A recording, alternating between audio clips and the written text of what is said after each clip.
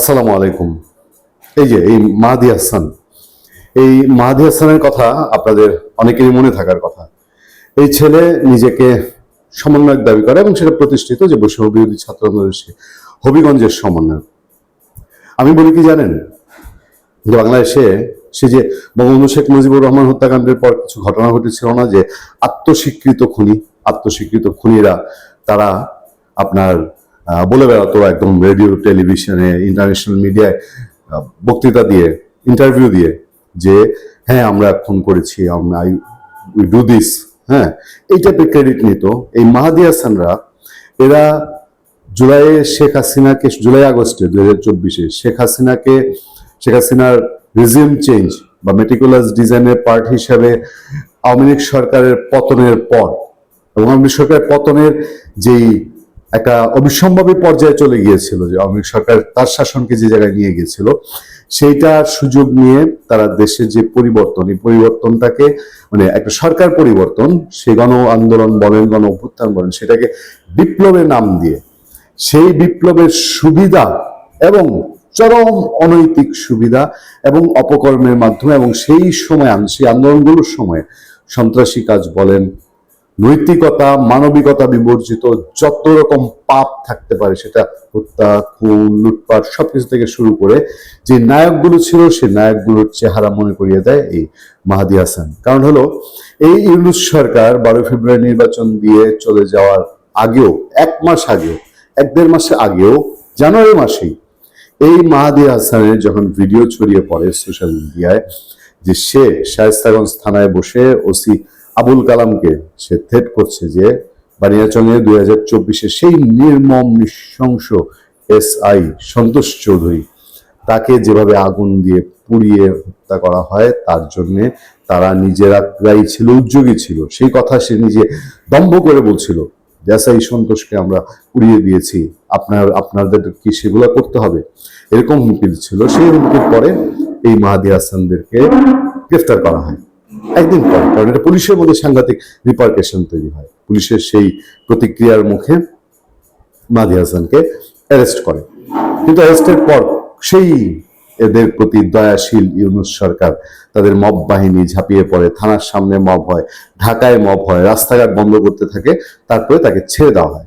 এবং শুধু ছেড়ে দেওয়াই না, এই অপরাধীদের, এই ইতিহাসের নেককারতম অপরাধী এবং ধিক্ষিত অপরাধীদের, তাদেরকে সেভ করার জন্য সেই ইউনূস সরকার বাংলাদেশে আবার ইন্ডেমনিটি, সেই তাদের দায় মুক্তি অধ্যাদেশ সামনে নিয়ে আসে এবং অধ্যাদেশ তারা করেও যায়।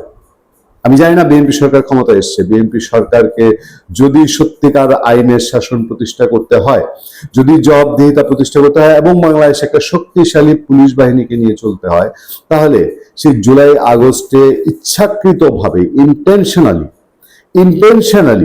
কোনো জনক্ষোভ রোষ ছাড়া যে পুলিশগুলোকে হত্যা করা হয়েছে, যে পুলিশদের পরিবারকে শূন্য করা হয়েছে, তাদের স্বজনহারা করা হয়েছে, সেটা নিয়ে কোনো রকম স্টেপ নেওয়া ছাড়া বাংলাদেশের পুলিশ বাহিনীকে তারা তাদের আয়ত্তে আনতে পারবে কিনা, সম্পূর্ণভাবে আশ্বস্ত করতে পারবে কিনা, তাদেরকে সে বিশ্বাস জাগাতে পারবে কিনা, এ নিয়ে আমার তীব্র সন্দেহ আছে। ফলে মাহাদী হাসান এবার আবার আলোচনায় এসছে। কি আলোচনা এসছে জানেন? 40 লাখ টাকার ক্রিপ্টোকারেন্সি নিয়ে, এবং এদের ব্যবসার সমস্তটাই হচ্ছে ক্রিপ্টোকারেন্সি। বাংলাদেশে যতগুলো টাকা এদের বস্ত্রা পাচার করেছে, আজকে আসিফ মাহমুদ সজীব ভুইয়া বলেন আর অন্য যে সমন্বয়কগুলো বলেন অথবা উপদেষ্টা বলেন আর এই পরে এনসিপি বনে যাওয়া যেই নেতারা বলেন, এরা যা যা দেশ থেকে পাচার করেছে হাজার হাজার কোটি টাকা, সেটা এই ক্রিপ্টোকারেন্সি মোডে তারা পাচার করেছে এবং সেটা দুবাই ভিত্তিক মেনলি চ্যানেলে, অস্ট্রেলিয়া সহ বিভিন্ন দেশের মাধ্যমে। সেই প্রসেসে 40 লক্ষ টাকা নিয়ে সে পর্তুগালের ভিসা নেওয়ার জন্য দিল্লিতে গিয়েছিল। চিন্তা করেন, বাংলাদেশে বসে ইন্ডিয়ার পিন্ডি চটকায় ফেলে সারা দিন সে রিসেন্ট অসংখ্য ভারত বিরোধী বক্তৃতা দিয়েছে। ভারতীয় হাই কমিশন ঘেরাও প্রোগ্রাম থেকে শুরু করে নানান জায়গায় সে ভারতীয় বক্তৃতা দিয়েছে। দেওয়ার পরে সে দিল্লিতে গেছে পর্তুগালের ভিসা প্রসেসের জন্য, কারণ পর্তুগালের ভিসা বাংলাদেশ থেকে প্রসেস করা যায় না, এটা দিল্লি থেকে প্রসেস করতে হয়। সেইখানে তাকে কেউ একজন দেখে ফেলে এবং দেখে ফেলে তার ভিডিও ধারণ করে, সেটা সোশ্যাল মিডিয়ায় ছড়িয়ে দেয়। সেটা নজরে পড়ে ভারতীয় গোয়েন্দারা পিছু নিয়ে এই মাহাদী হাসানকে বলা হয় ইন্ডিয়া ছেড়ে যেতে, এর মধ্যে তার ভিসা বাতিল করে দেওয়া হয়।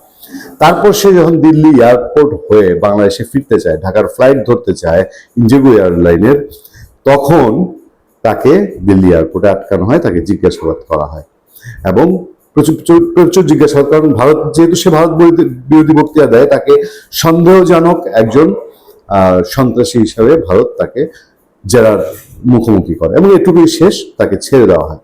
সে ঢাকায় নেমে এসে, ঢাকায় সাংবাদিকরা তাকে ধরে, সে মোটামুটি অভিনয় শুরু করে, তাকে নাকি দিল্লিতে হেনস্থা করা হয়েছিল, তার লাইফ নাকি রিস্কের মধ্যে ছিল। দেশে এসছে, দেশে বিএনপি সরকার এই দেশেরই সন্তান পুলিশকে হত্যার জন্যে দায় নিয়ে বুক ফুলিয়ে বলে আবার এই দেশ পালিয়ে যেতে চাচ্ছে এই ছেলে, যাদের ছাল চোরা কিছু ছিল না, যার বাবা নিজেকে বিএনপি সমর্থক বলে দাবি করে, কিন্তু তার যেই অর্থনৈতিক পারিবারিক স্ট্যাটাস, সেই স্ট্যাটাসে সে 40 লক্ষ টাকা নিজে নিয়ে দিল্লিতে গেছে। আমরা কি দাবি জানাতে পারি না এই বিএনপি সরকারের কাছে যে এইসব কালপ্রিট, এইসব মাহাদি হাসান সমন্বয়ক, যাদের মাধ্যমে যুব সমাজ আজ ধ্বংসের মুখোমুখি, যাদের প্রতারণামূলক আশ্বাসের কারণে বাংলাদেশের কয়েক শত ছাত্র ছাত্রী তাদের জীবন দিয়েছেন, সেই মাহাদি হাসানদেরকে আইনে আশ্রয় নেওয়া হোক। ভালো থাকবেন, সুস্থ থাকবেন। আপনাদের সাথে আমি আতিক রহমান, পূর্ণিয়া।